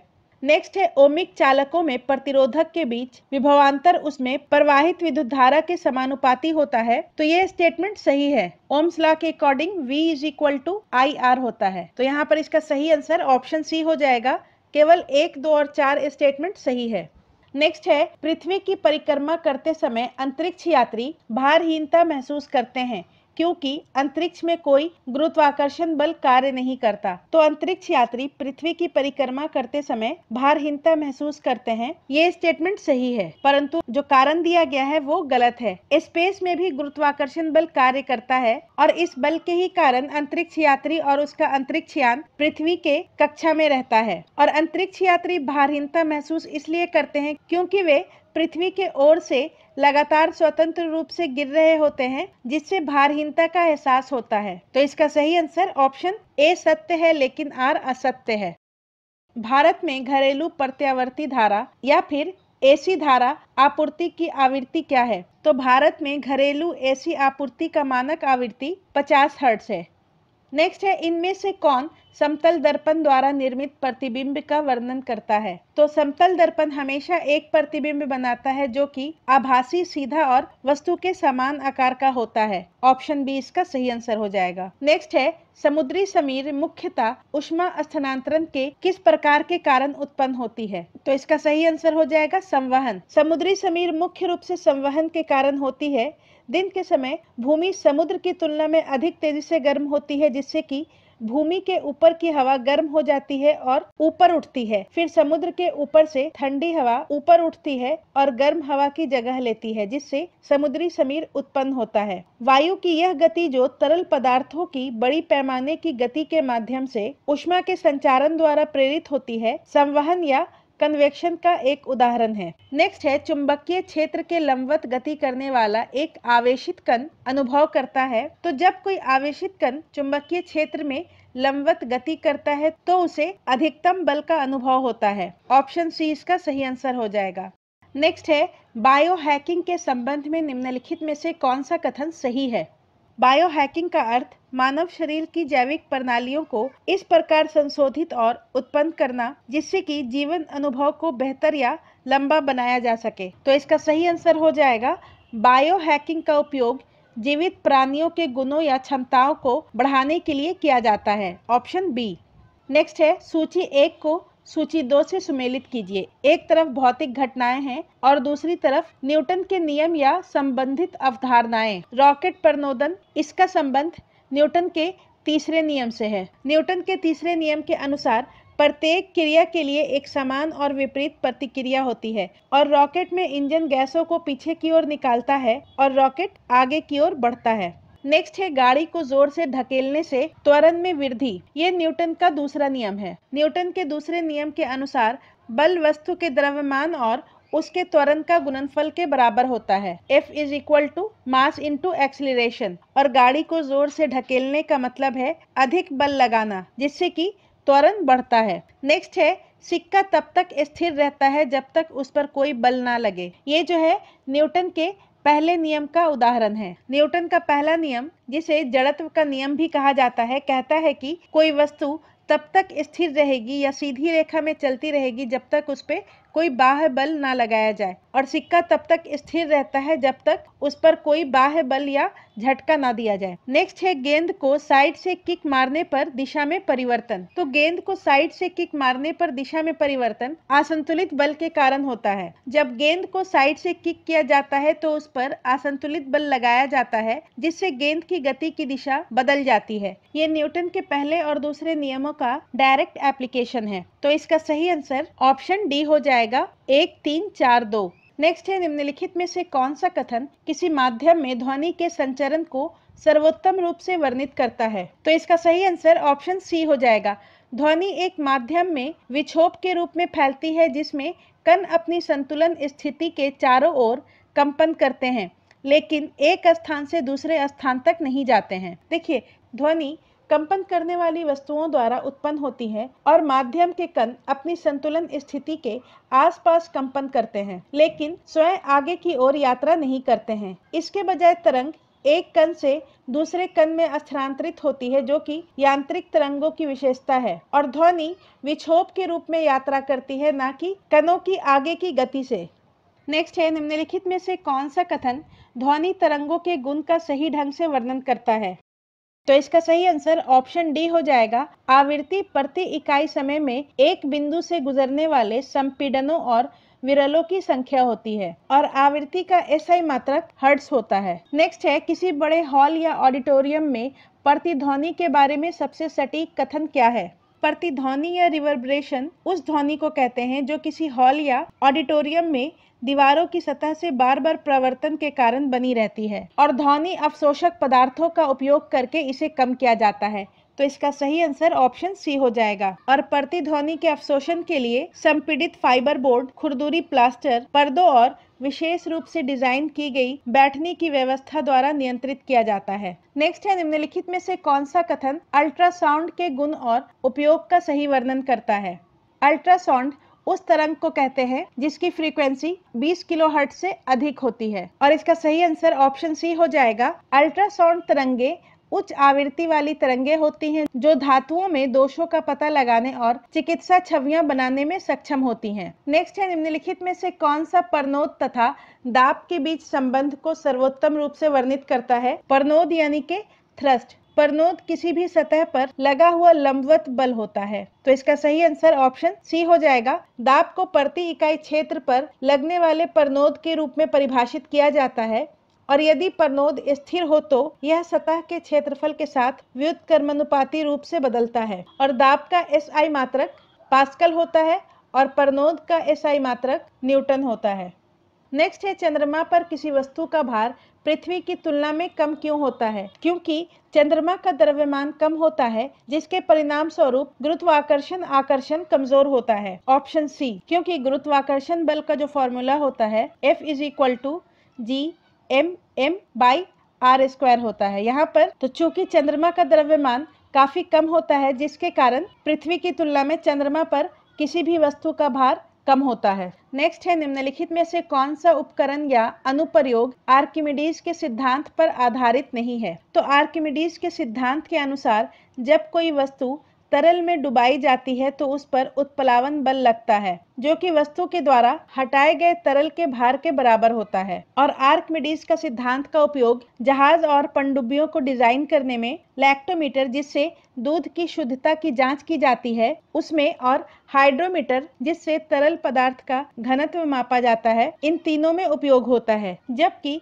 रक्तचाप को मापने के लिए दबाव मापक उपकरण का उपयोग होता है और ये आर्किमिडीज के सिद्धांत पर कार्य नहीं करता है। तो इसका सही आंसर ऑप्शन बी हो जाएगा।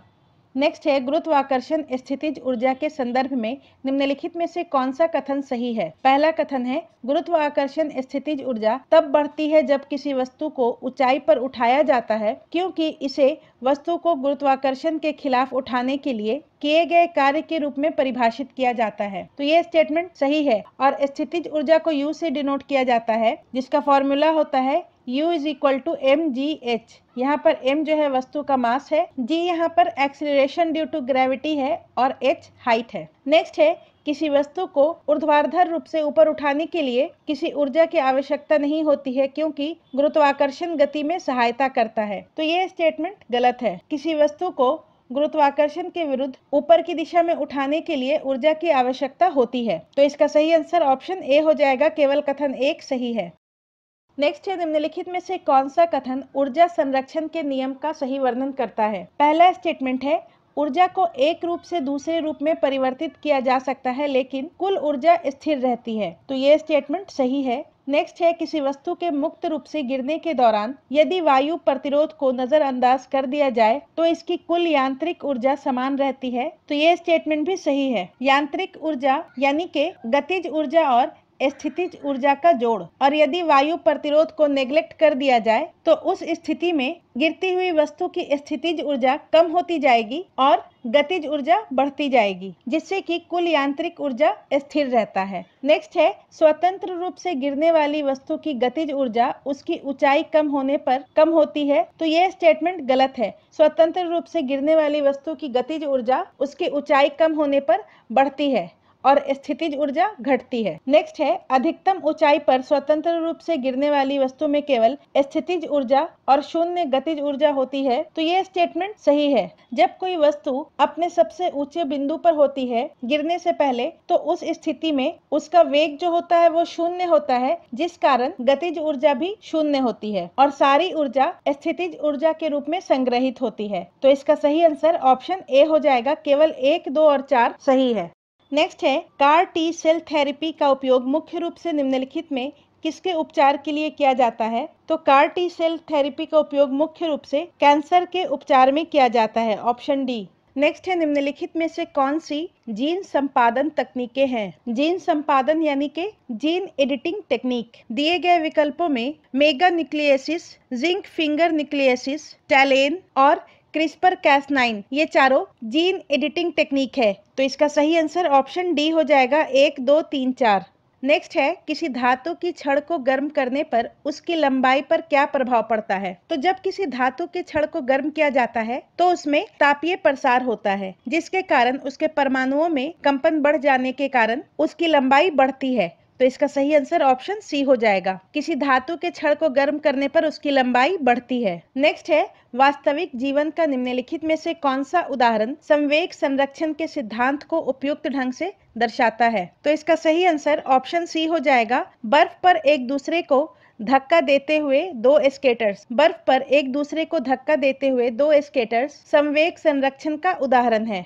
नेक्स्ट है, लोलक में गति के दौरान यांत्रिक ऊर्जा किन दो रूपों के बीच परिवर्तित होती है? तो इसका सही आंसर हो जाएगा गतिज ऊर्जा और स्थितिज ऊर्जा। जब कोई सरल लोलक दोलन करता है तो उस समय यांत्रिक ऊर्जा दो रूपों में रूपांतरित होती रहती है, गतिज और स्थितिज ऊर्जा में। नेक्स्ट है, दो धन आवेशित वस्तुओं के बीच लगने वाले बल की प्रकृति क्या होती है? तो दो धन आवेशित वस्तुओं के बीच लगने वाले बल की प्रकृति प्रतिकर्षक होगी। कूलम के नियम के अनुसार समान आवेश एक दूसरे को प्रतिकर्षित करते हैं, इसलिए दो धनात्मक आवेशित वस्तुओं पर प्रतिकर्षण बल लगेगा। नेक्स्ट है, किसी संगीत वाद्य यंत्र की ध्वनि गुणवत्ता या ताल मुख्यतः निर्भर करती है। तो किसी भी वाद्य यंत्र की ध्वनि उसके आकार और उसके निर्माण में प्रयुक्त सामग्री पर निर्भर करती है। ऑप्शन सी इसका सही आंसर हो जाएगा। नेक्स्ट है, ऊष्मागतिकी का कौन सा नियम यह बताता है कि किसी पृथक प्रणाली की एंट्रोपी समय के साथ हमेशा बढ़ती है? तो इसका सही आंसर हो जाएगा दूसरा नियम। ऊष्मागतिकी का दूसरा नियम यह कहता है कि किसी पृथक प्रणाली की एंट्रोपी समय के साथ हमेशा बढ़ती है। थर्मोडायनेमिक्स के शून्यवा या जीरोथ नियम के अनुसार यदि दो पिंड किसी तीसरे पिंड के साथ तापीय संतुलन में हैं, तो वे एक दूसरे के साथ भी तापीय संतुलन में होंगे। पहला नियम के अनुसार ऊर्जा ना तो बनाया जा सकता है ना ही नष्ट किया जा सकता है, इसे केवल एक रूप से दूसरे रूप में परिवर्तित किया जा सकता है। और तीसरे नियम के अनुसार 0 केल्विन पर एक आदर्श क्रिस्टल की एंट्रोपी 0 होगी। नेक्स्ट है, जब किसी वस्तु की गति प्रकाश की गति के आसपास होती है तो उस वस्तु के लिए समय धीमा चलता हुआ प्रतीत होता है, क्योंकि आइंस्टाइन की सापेक्षता के सिद्धांत के अनुसार टाइम डायलेशन इसलिए होता है क्योंकि उच्च गति अंतरिक्ष समय या स्पेस टाइम की संरचना को विकृत कर देती है। तो ये दोनों सही है, तो इसका सही आंसर ऑप्शन ए हो जाएगा। ए और आर दोनों सत्य हैं और आर ए की सही व्याख्या है। नेक्स्ट है, प्रकाश की गति के संबंध में निम्नलिखित कथनों में से कौन सा सही है? पहला है, प्रकाश की गति निर्वात में सर्वाधिक होती है। तो ये स्टेटमेंट सही है। प्रकाश की गति निर्वात में सर्वाधिक होती है, जो है 3 × 10⁸ मीटर पर सेकेंड। नेक्स्ट है, हवा से कांच में प्रवेश करने पर प्रकाश की गति धीमी हो जाती है। तो जैसे ही प्रकाश हवा से कांच में प्रवेश करता है, उस समय उसका प्रकाशीय घनत्व यानी कि रिफ्रैक्टिव इंडेक्स बढ़ जाता है, जिससे प्रकाश की गति धीमी हो जाती है। और रिफ्रैक्टिव इंडेक्स जो है वो mu is equal to speed of light in vacuum divided by speed of light in medium. तो यहाँ पर रिफ्रैक्टिव इंडेक्स जैसे जैसे बढ़ेगा वैसे वैसे स्पीड ऑफ लाइट घटता जाएगा, और जितना सघन मीडियम होगा उसका रिफ्रैक्टिव इंडेक्स उतना ही ज्यादा होगा। नेक्स्ट है, माध्यम जितना सघन होगा प्रकाश की गति उतनी तेज होगी। ये स्टेटमेंट गलत है। माध्यम जितना विरल होगा प्रकाश की गति उतनी ही तेज होगी। नेक्स्ट है, अपवर्तनांक उस माध्यम में प्रकाश की गति का व्युत्क्रमानुपाती होता है। तो ये स्टेटमेंट सही है, तो इसका सही आंसर ऑप्शन ए हो जाएगा। 1, 2 और 4 सही है। नेक्स्ट है, हाल ही में समाचारों में रहा बार स्टार और बार्नेज जीन किससे संबंधित है? तो इसका सही आंसर होगा जीएम सरसों। जीएम सरसों हाइब्रिड तकनीक में जेनेटिक इंजीनियरिंग के जरिए बार्नेज बार स्टार प्रणाली का उपयोग करके हाइब्रिड बीज बनाए जाते हैं। नेक्स्ट है, तेज रफ्तार से आती हुई क्रिकेट गेंद को पकड़ते समय फील्डर अपने हाथ पीछे खींच लेता है। यह क्रिया निम्नलिखित में से किसमें मदद करती है? तो इसका सही आंसर हो जाएगा ऑप्शन डी, हाथों द्वारा अनुभव किए जाने वाले बल को कम करने में। देखिए, न्यूटन के गति के दूसरे नियम के अनुसार बल जो है वो संवेग में परिवर्तन डिवाइडेड बाय समय अंतराल के बराबर होता है। और जब फील्डर गेंद को कैच करते समय अपने हाथ को पीछे की ओर खींच लेता है तो टाइम इंटरवल बढ़ जाता है, जिससे फोर्स कम हो जाता है, जिसका परिणाम ये होता है कि उसके हाथ पर लगने वाला बल का असर कम हो जाता है। नेक्स्ट है, प्रत्यावर्ती धारा परिपथ में प्रेरकत्व या इंडक्टर और कैपेसिटर के कारण धारा प्रवाह के विरोध को क्या कहते हैं? तो इंडक्टर और कैपेसिटर के कारण धारा प्रवाह के विरोध को प्रतिघात कहा जाता है, मतलब कि रिएक्टेंस, और इसे ओम के द्वारा मेजर किया जाता है। नेक्स्ट है, घर्षण रहित सतह पर रेत की बोरी को एक गाड़ी से दूसरी गाड़ी पर फेंकने से उसकी गति पर क्या प्रभाव पड़ता है? तो न्यूटन के गति के तीसरे नियम के अनुसार रेत की बोरी को फेंकने वाली गाड़ी पीछे की ओर गति करती है और रेत की बोरी का संवेग बोरी प्राप्त करने वाली गाड़ी को आगे की ओर ले जाता है। और संवेग के संरक्षण के सिद्धांत के कारण ये दोनों गाड़ियां विपरीत दिशा में गति करती हैं। ऑप्शन बी इसका सही आंसर हो जाएगा। नेक्स्ट है, निम्नलिखित में से कौन न्यूटन के गति के प्रथम नियम के प्रत्यक्ष परिणाम या अनुप्रयोग हैं? पहला है, गतिशील वस्तु तब तक गतिशील रहती है जब तक उस पर कोई बाह्य बल ना लगाया जाए। ये स्टेटमेंट सही है। नेक्स्ट है, विशाल काय वस्तु का जड़त्व अधिक होता है। तो ये स्टेटमेंट भी सही है। जड़त्व गति के परिवर्तन का प्रतिरोध करता है और द्रव्यमान के समानुपाती होता है, मतलब जितना अधिक द्रव्यमान उतना अधिक जड़त्व। नेक्स्ट है, बल त्वरण का समानुपाती होता है। तो ये स्टेटमेंट गलत है। बल त्वरण का समानुपाती होता है, मगर ये न्यूटन के सेकंड लॉ के अकॉर्डिंग। नेक्स्ट है, सुरक्षा बेल्ट जड़त्व के कारण होने वाली चोट से बचाव में मदद करता है। तो ये स्टेटमेंट सही है, तो इसका सही आंसर ऑप्शन ए हो जाएगा। नेक्स्ट है, बल के संदर्भ में निम्नलिखित कथनों में से कौन सा सही है? पहला है, संतुलित बल वस्तुओं के आकार को बदल सकते हैं। तो ये स्टेटमेंट सही है। संतुलित बल किसी वस्तु को उसकी जगह से हिलाए बिना उसके आकार को बदल सकते हैं, जैसे कि रबर की गेंद को दोनों तरफ से दबाने पर उसके स्थान से हिलाए बिना उसका आकार बिगाड़ सकता है। नेक्स्ट है, बल की आवश्यकता केवल गति को रोकने के लिए होती है, उसे शुरू करने के लिए नहीं। तो ये स्टेटमेंट गलत है। गति को शुरू करने और रोकने दोनों में बल की आवश्यकता होती है। नेक्स्ट है, शुद्ध बाह्य असंतुलित बल के परिणाम स्वरूप त्वरण उत्पन्न होता है। तो ये स्टेटमेंट सही है। न्यूटन के गति के दूसरे नियम के अनुसार किसी वस्तु पर कार्य करने वाला शुद्ध असंतुलित बल बल की दिशा में त्वरण उत्पन्न करता है। यहाँ पर पूछ रहा है कौन सा स्टेटमेंट सही है, तो इसका सही आंसर ऑप्शन सी हो जाएगा। केवल 1 और 3 सही है। नेक्स्ट है, कोई भी पिंड तब तक अपनी विराम अवस्था या एक समान गति में रहता है जब तक उस पर कोई असंतुलित बाह्य बल कार्य न करे। तो ये सही है। न्यूटन के फर्स्ट लॉ के अकॉर्डिंग कोई पिंड स्थिर या एक समान गति में तब तक रहता है जब तक उस पर कोई असंतुलित बाह्य बल कार्य न करे। और नेक्स्ट है, जमीन पर विराम अवस्था में स्थित किसी पिंड की स्थितिज ऊर्जा संदर्भ बिंदु के रूप में जमीन के सापेक्ष शून्य होता है। तो ये स्टेटमेंट भी सही है। जमीन पर स्थित किसी पिंड की स्थितिज ऊर्जा संदर्भ बिंदु के रूप में जमीन के सापेक्ष शून्य होता है, क्योंकि स्थितिज ऊर्जा का फॉर्मूला होता है U = mgh। और अगर कोई पिंड जमीन पर रखा हुआ है तो h जो है वो शून्य के बराबर हो जाएगा, मतलब के स्थितिज ऊर्जा भी शून्य हो जाएगा। तो ये दोनों स्टेटमेंट सही है, मगर R जो है A का सही व्याख्या नहीं है। तो इसका सही आंसर ऑप्शन बी हो जाएगा। A और R दोनों सत्य हैं, लेकिन R A की सही व्याख्या नहीं है। नेक्स्ट है, सूची 1 और सूची 2 को सुमेलित कीजिए। एक तरफ है भौतिकी के शब्द और दूसरी तरफ है परिभाषा या मात्रक। संवेग यानी के मोमेंटम, और ये द्रव्यमान और वेग के गुणनफल के बराबर होता है। P = mv, और इसका SI यूनिट kg मीटर पर सेकंड होता है। तो संवेग जो है वो द्रव्यमान और वेग का गुणनफल होता है। कार्य को बल और दूरी के गुणनफल से डिफाइन किया जाता है। न्यूटन बल का SI मात्रक है। बल को द्रव्यमान इंटू त्वरण से डिफाइन किया जाता है, द्रव्यमान गुना त्वरण। तो इसका सही आंसर ऑप्शन सी हो जाएगा। 1, 2, 3, 4। नेक्स्ट है, चलती बस के अचानक रुक जाने पर यात्री आगे की ओर गिर जाते हैं क्योंकि जड़त्व के कारण यात्री के शरीर का ऊपरी हिस्सा आगे की ओर गतिशील रहता है। तो ये दोनों सही है। तो इसका सही आंसर ऑप्शन ए हो जाएगा। A और R दोनों सत्य है और R A की सही व्याख्या करता है। जड़त्व किसी पिंड की अपनी गति की अवस्था में परिवर्तन का विरोध करता है, और जब बस अचानक रुकती है तो यात्री का निचला हिस्सा लेकिन ऊपरी शरीर जड़त्व के कारण आगे की ओर गति करता रहता है, जिससे यात्री आगे की ओर झुक जाते हैं। नेक्स्ट है, तापमान में वृद्धि के साथ चालक का प्रतिरोध बढ़ता है। तो ये स्टेटमेंट सही है, क्योंकि गर्म करने पर धातु में मुक्त इलेक्ट्रॉनों की संख्या बढ़ जाती है। तो ये गलत है।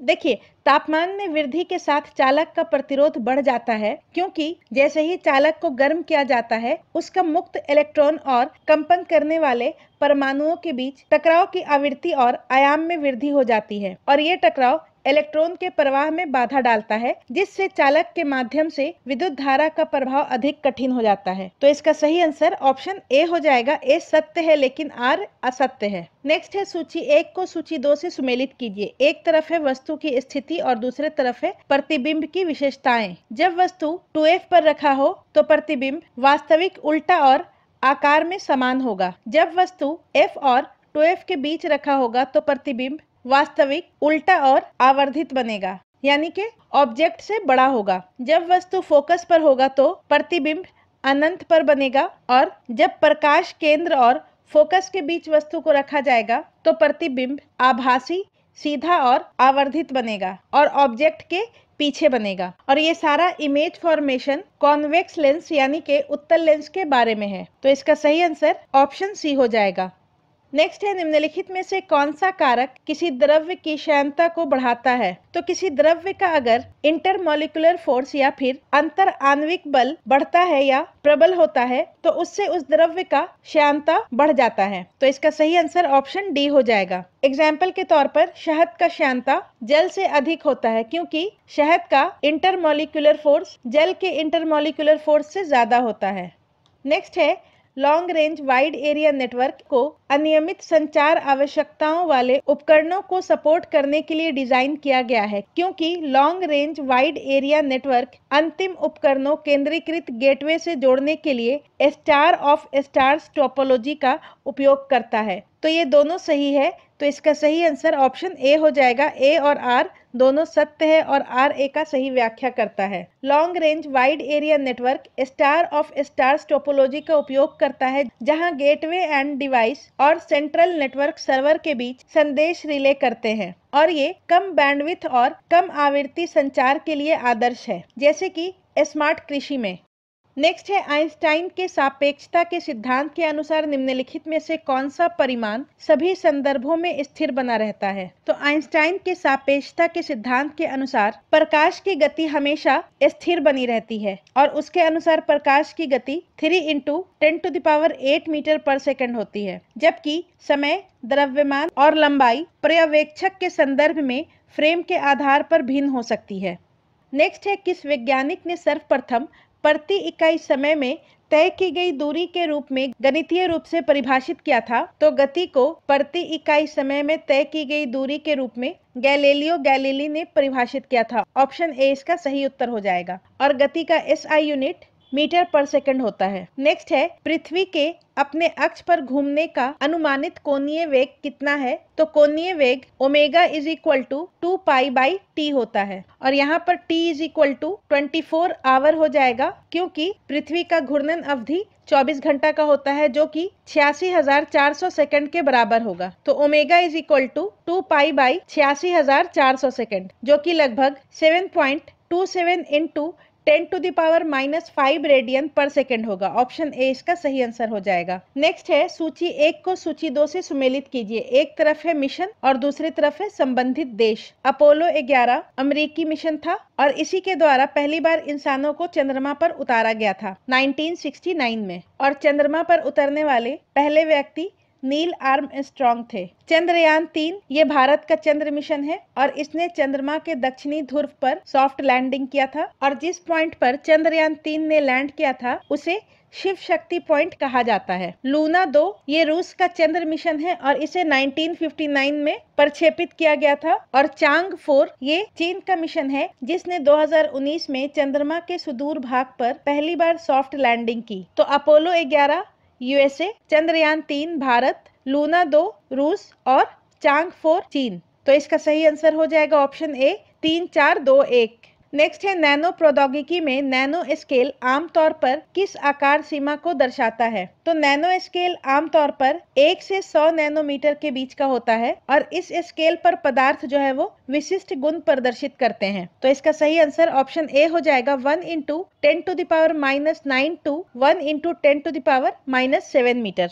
नेक्स्ट है निम्नलिखित में से किस माध्यम में प्रकाश सबसे धीमी गति से चलता है। तो प्रकाश की चाल माध्यम के अपवर्तनांक पर निर्भर करता है और जितना सघन माध्यम होगा प्रकाश का चाल उतना धीमा होगा। दिए गए विकल्प में कांच में प्रकाश का चाल सबसे धीमा होगा और सबसे अधिक निर्वात में होगा। नेक्स्ट है निम्नलिखित में से कौन घूर्णी गति का उदाहरण है। तो इसका सही आंसर हो जाएगा अपनी धुरी पर घूमता हुआ पंखा, जबकि गोलाकार रेस ट्रैक पर घूम रही एक कार वृत्ताकार गति का उदाहरण है। वृत्ताकार पथ पर पृथ्वी की परिक्रमा कर रहा एक उपग्रह ये भी वृत्ताकार गति का उदाहरण है, और हवा में कलाबाजी करता हुआ एक जिम्नास्ट ये कोणीय गति का उदाहरण है। नेक्स्ट है निम्नलिखित में से कौन सा प्रकाश संसूचन में फोटो इलेक्ट्रिक उपकरणों का एक सामान्य अनुप्रयोग है। तो इसका सही आंसर हो जाएगा photodiode light sensor. Photodiode light sensor प्रकाश का पता लगाने में फोटो इलेक्ट्रिक उपकरणों का समान अनुप्रयोग है। प्रकाश संसूचन मतलब लाइट डिटेक्शन।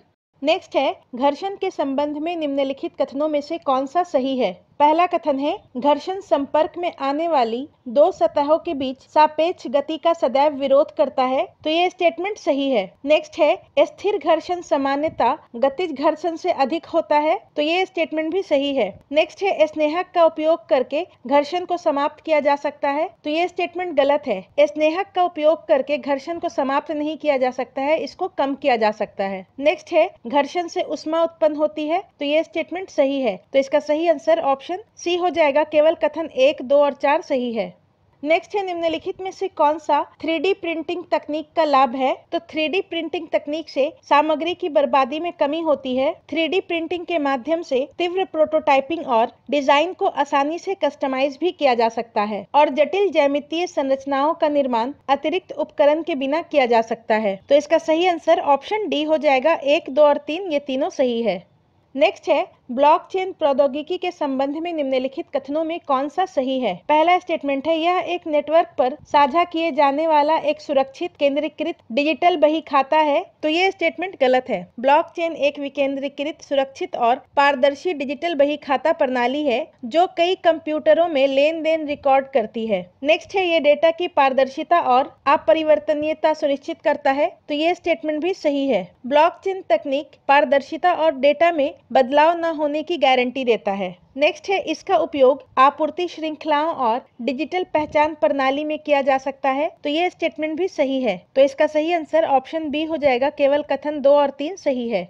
नेक्स्ट है निम्नलिखित में से कौन सा रैंसमवेयर को उपयुक्त रूप से परिभाषित करता है? तो रैंसमवेयर एक मालवेयर है जो उपयोगकर्ता के डेटा को लॉक या इनक्रिप्ट करता है और उसे रिलीज करने के लिए भुगतान की मांग करता है। तो इसका सही आंसर ऑप्शन सी हो जाएगा।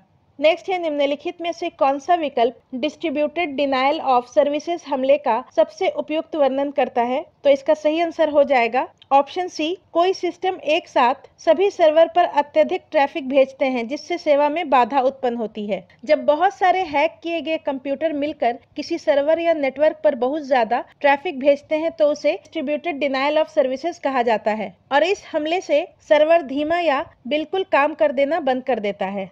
नेक्स्ट है सर्ट इन के संबंध में निम्नलिखित कथनों में से कौन सा सही है? पहला स्टेटमेंट है यह भारत में साइबर सुरक्षा घटनाओं पर प्रतिक्रिया देने हेतु राष्ट्रीय नोडल एजेंसी है। तो ये स्टेटमेंट सही है। ये इलेक्ट्रॉनिक्स और सूचना प्रौद्योगिकी मंत्रालय के अंतर्गत कार्य करता है। तो ये स्टेटमेंट भी सही है। सर्ट इन इलेक्ट्रॉनिक्स और सूचना प्रौद्योगिकी मंत्रालय के तहत कार्य करती है और इसे सूचना प्रौद्योगिकी अधिनियम 2000 की धारा 70B के अंतर्गत राष्ट्रीय घटना प्रतिक्रिया एजेंसी के रूप में नामित किया गया है। नेक्स्ट है ये भारत में साइबर कानूनों को लागू करने और साइबर अपराधों पर मुकदमा चलाने के लिए उत्तरदायी है। तो ये स्टेटमेंट गलत है। सर्टिन का काम साइबर कानूनों को लागू करना या साइबर अपराधों पर मुकदमा चलाना नहीं है, बल्कि इसका मुख्य काम साइबर सुरक्षा से जुड़ी घटनाओं पर प्रतिक्रिया देना और विभिन्न एजेंसियों के बीच समन्वय स्थापित करना है। और सर्टिन का फुल फॉर्म होता है Indian computer emergency response team. तो इसका सही आंसर ऑप्शन ए हो जाएगा। केवल कथन 1 और 2 सही है। नेक्स्ट है लार्ज लैंग्वेज मॉडल के संदर्भ में निम्नलिखित कथनों पर विचार कीजिए। पहला स्टेटमेंट है यह एक मशीन लर्निंग मॉडल है जो मानव भाषा के टेक्स्ट को समझने और बनाने में सक्षम है। तो ये स्टेटमेंट सही है। नेक्स्ट है इसे मशीन लर्निंग विशेष रूप से न्यूरल नेटवर्क आर्किटेक्चर के माध्यम से विकसित किया गया है। तो ये स्टेटमेंट भी सही है। लार्ज लेवल मॉडल को डीप लर्निंग तकनीक के मदद से बनाया जाता है, खासकर ट्रांसफॉर्मर जैसे न्यूरल नेटवर्क आर्किटेक्चर का उपयोग करके। नेक्स्ट है इसका उपयोग मुख्यतः संख्यात्मक डेटा विश्लेषण के लिए किया जाता है और ये सामान्य भाषा के टेक्स्ट को संसाधित नहीं करता है। तो ये स्टेटमेंट गलत है। लार्ज लेवल मॉडल को खास तौर पर नेचुरल लैंग्वेज प्रोसेसिंग के लिए बनाया गया है, न कि संख्यात्मक डेटा विश्लेषण के लिए। और लार्ज लेवल मॉडल का मुख्य काम टेक्स्ट को समझना और प्रोसेस करना है। तो इसका सही आंसर ऑप्शन बी हो जाएगा। केवल कथन 1 और 2 सही है। नेक्स्ट है निम्नलिखित कथनों पर विचार कीजिए। पहला स्टेटमेंट है विद्युत रासायनिक उपकरण जो रासायनिक ऊर्जा को विद्युत ऊर्जा में परिवर्तित करता है ईंधन सेल कहलाता है। तो ये स्टेटमेंट सही है और ये प्रक्रिया इलेक्ट्रोड के सतह पर रासायनिक अभिक्रियाओं और इलेक्ट्रोलाइट के माध्यम से आयनों के परिवहन के जरिए होती है। नेक्स्ट है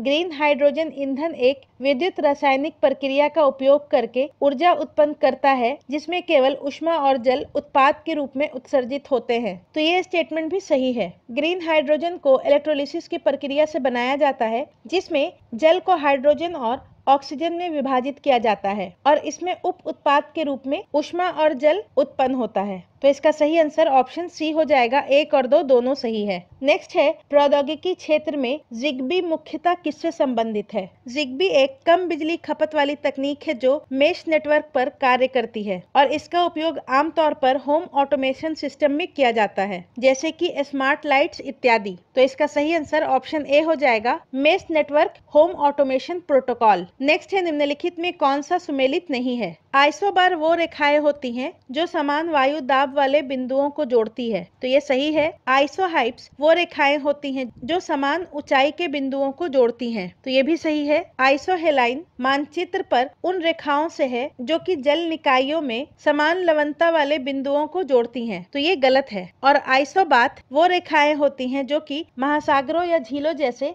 जल निकायों में समान गहराई वाले बिंदुओं को जोड़ती हैं। तो ये भी सही है। तो यहाँ पर पूछ रहा है कौन सा सुमेलित नहीं है? तो आइसोहेलाइन। आइसोहेलाइन का संबंध मानचित्र पर उन रेखाओं से है जो जल निकायों में समान लवणता वाले बिंदुओं को जोड़ती हैं। तो आज की वीडियो में बस इतना ही। अगर आपको ये वीडियो हेल्पफुल लगता है तो इस वीडियो को लाइक करें, चैनल को सब्सक्राइब करें और अपने दोस्तों में शेयर जरूर करें। वीडियो पूरा एंड तक देखने के लिए आपका धन्यवाद।